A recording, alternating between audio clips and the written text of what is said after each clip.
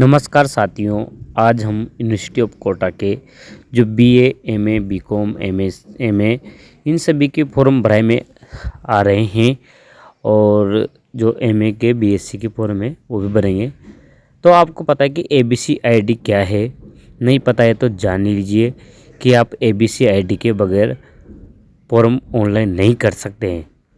तो आप gate ABC ID detail पे जाइए। तो आपको यदि पता नहीं है तो होम पे चलते हैं और एक एक चीज़ को ध्यान से समझते हुए आप कैसे क्रिएट कर सकते हैं एबीसी आईडी को। यहाँ पे एग्जाम एंड रिजल्ट पे क्लिक करना है आपको होम पे आने के बाद। तो और स्टूडेंट पैनल में चलिए, जनरेट एबीसी आईडी पे क्लिक करना होगा। आप डायरेक्ट लिंक के थ्रू भी कर सकते हैं, abcid डॉट डाल के क्रोम पे खोल के।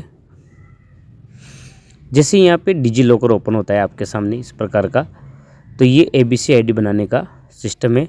साइन अप करना है, यदि आपके पास आईडी नहीं है तो यहाँ पे फुल नेम डालना है। जैसे कि मैंने आपके सामने यहाँ पे नेम डाला। नेम डालने के बाद में डेट ऑफ बर्थ फिल करनी है यहाँ पे। और यदि आपके पास ऑलरेडी डिजी लॉकर पे अकाउंट बना है तो साइन अप की जगह आप लॉगिन करना है। यहाँ पे मोबाइल नंबर जो आपके आधार में डले हुए हैं वही डालना है और ईमेल आईडी डालना है। इसके बाद नीचे आपसे पूछा जाएगा कि 6 डिजिट पिन नंबर, और इसके फॉरगेट के भी सिस्टम बताऊंगा कि किस प्रकार आप फॉरगेट कर सकते हैं यदि आप भूल चुके हैं तो। वेरीफाई मोबाइल नंबर, फिर आधार से वेरिफिकेशन होगा ये आपका।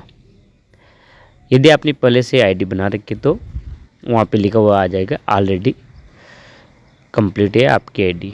तो चलिए पहले इसको वेरिफिकेशन कर लेते हैं आधार से।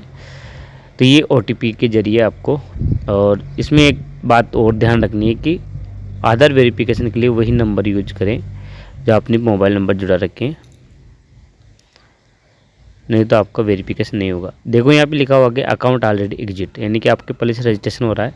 हम साइन इन कर लेते हैं और ये मैंने नंबर डाल दिए और मैं नेक्स्ट करूँगा और उसमें पिन नंबर ज़रूर डालूँगा। अगर आप पिन भूल जाते हो तो उसको भी सोल्यूशन है, फॉरगेट नीचे लिख रहा है फॉरगेट सिक्योरिटी पिन, इस पर जाके आप पिन न्यू बना सकते हैं। जैसे कि यहाँ पे लिखा हुआ जाएगा कि ये देखो प्लीज़ एंटर करेक्ट पिन, तो मैंने करेक्ट पिन नहीं डाले तो फॉरगेट कर लिया। फॉरगेट सिक्योरिटी पिन पे जाना है आपको और यहाँ पे अपने आधार नंबर फिल करना है। और ये आधार नंबर डालने के बाद में आपके न्यू पिन आपसे पूछा जाएगा और उसके बाद आपको न्यू पिन डालना है। एक एक स्टेप को ध्यान से समझते हुए चलना है आपको।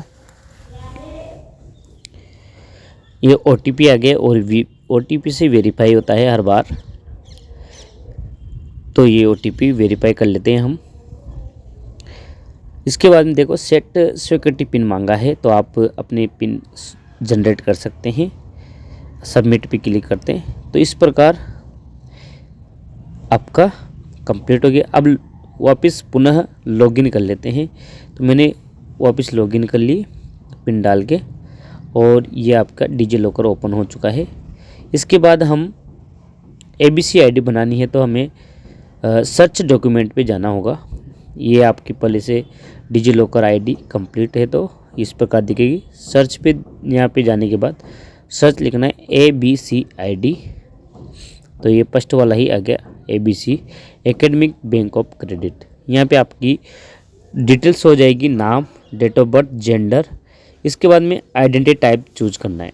अब आइडेंटिटी में यहाँ पे 3-4 प्रकार से मांगता है कि आप इनरोलमेंट है या न्यू एडमिशन है, तो वो आपको, जैसे कि इनरोलमेंट है आप यूनिवर्सिटी में तो इनरोलमेंट आइडेंटिटी में डालना है।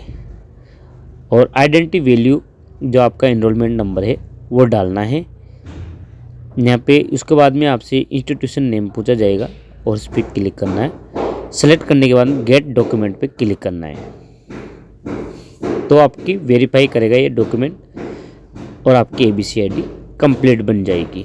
तो तो यहाँ गेट डॉक्यूमेंट पर क्लिक करते हैं। मैंने सारे डाटा फिल कर दिया है। ये पर्सनल डाटा होता है इसलिए इसको क्यों रखना पड़ता है, इसलिए मैंने हाइड कर रखा है यहाँ पे।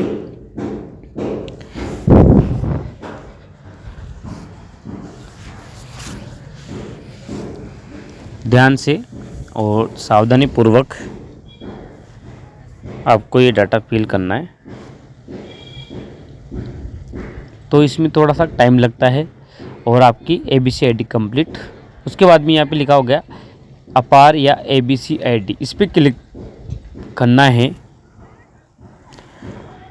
तो ये आपका ID कार्ड आ जाएगा यहाँ पे। इसको आप डाउनलोड पे जाके क्लिक कर सकते हैं और यहाँ से डाउनलोड कर सकते हैं। इस प्रकार ये आपकी ABC ID complete. Thank you for watching. फिर मिलते हैं ऐसी नई वीडियो के साथ। सब्सक्राइब करना ना भूलें, लाइक एंड शेयर जरूर करें।